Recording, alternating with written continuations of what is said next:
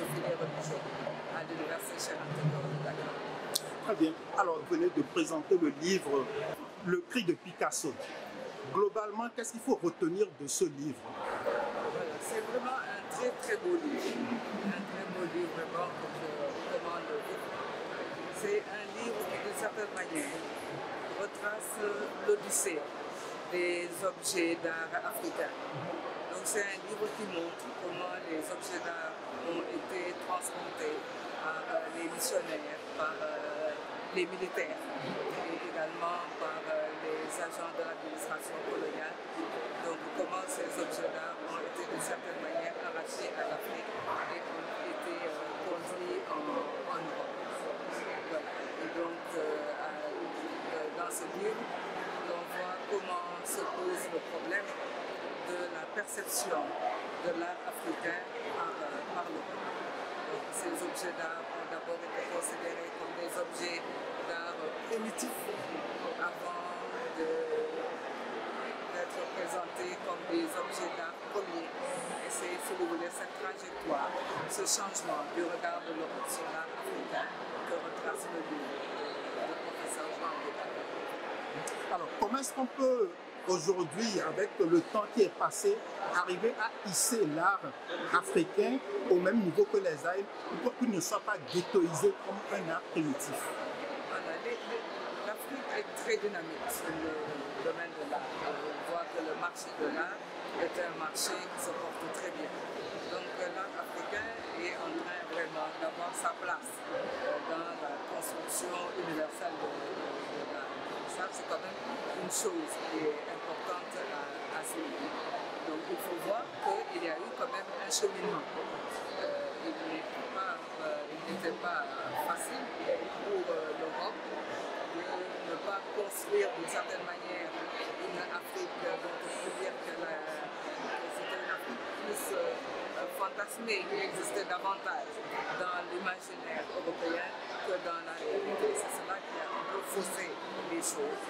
Et le fait que le Louvre, avec le pavillon des sessions, abrite des objets d'art africains aux côtés des autres œuvres d'art, sans occulter le fait que l'Afrique souhaite le retour des œuvres d'art à leur terre natale, si je puis dire. Dans l'ouvrage, il est également question d'esthétique. Est-ce que l'esthétique est relative selon qu'on est africain noir ou qu'on est caucasien blanc? C'est-à-dire que le livre se propose justement de déconstruire l'idée selon laquelle il y a une seule manière de définir le beau, il y a une seule manière de définir l'art et que la définition de l'art revient à l'Europe. Et il s'agit aussi dans le livre de montrer que l'Europe installe les objets d'art dans des musées. Donc, les objets d'art africains n'étaient pas dans des musées. Les objets d'art africains étaient, pour ainsi dire, aux côtés des communautés. Donc cela pose vraiment la question, comme vous dites, de l'universalité de la perception de l'art.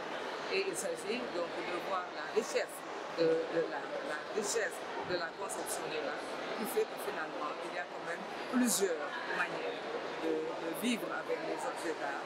Il y a plusieurs manières également de laisser les œuvres d'art nous parler.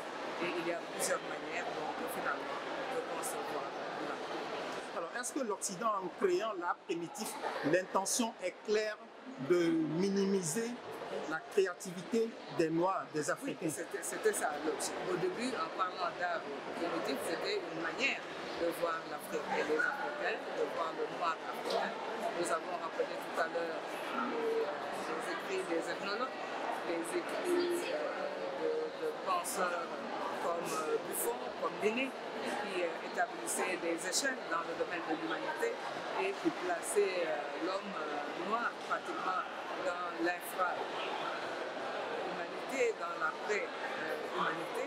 Donc vous voyez bien que c'était une manière de vivre dévalorisante.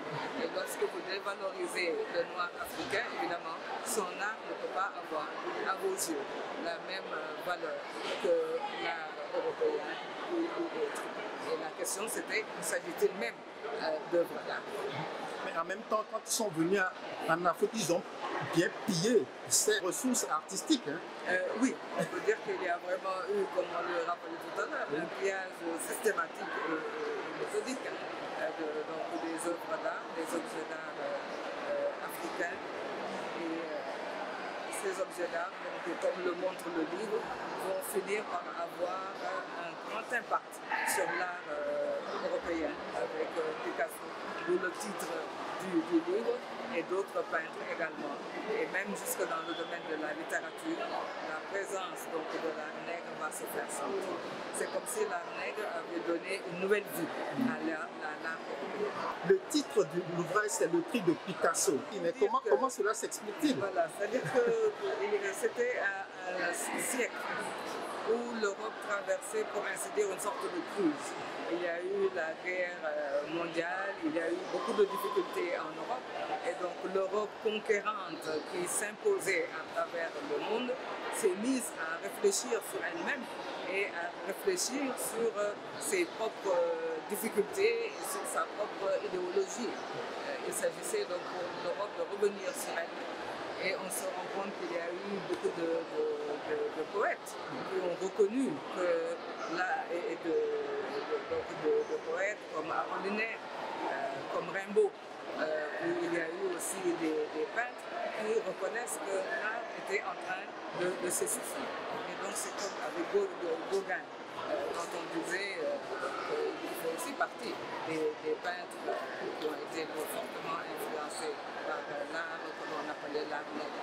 Donc c'est comme si cet art-là avait donné un nouvel élan, une nouvelle créativité à l'art européen. Il ne s'agit pas d'imiter, il ne s'agissait pas d'imiter l'art nègre, mais il s'agissait de retrouver un nouveau souffle grâce à cet art. Madame Diane, merci beaucoup. Voilà.